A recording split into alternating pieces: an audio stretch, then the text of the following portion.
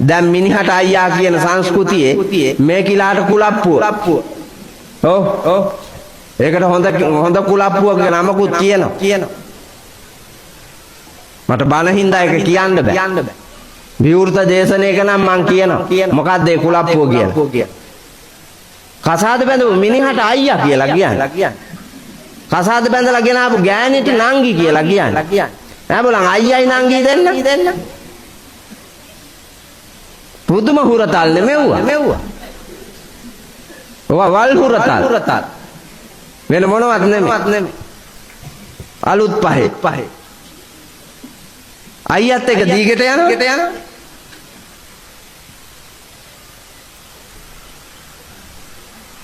චත්ත සංස්කෘතික දේවල් නීච දේවල් මොකාගෙන් ඉගෙනගෙන දන්නේ මේ රටේ එව්වම තමා බෝ කරන්නේ මේ ජනමාධ්‍යයක් කියලා එකක් තියෙනවා වල් වැඩ පුරුදු කරන්න නම් මෙහෙම තන ඕම් බලන්නකො පෙම්වතුන්ගේ දින එනකොට 14 වෙනිදා එනකොටම ලෑස්ති කරනවා තැන් වල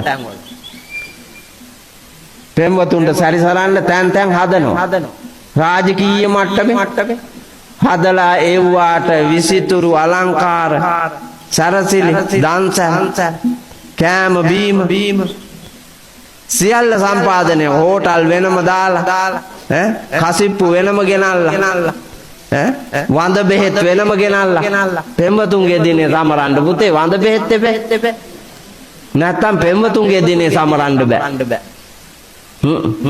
කේක් නෙමෙයි කපන්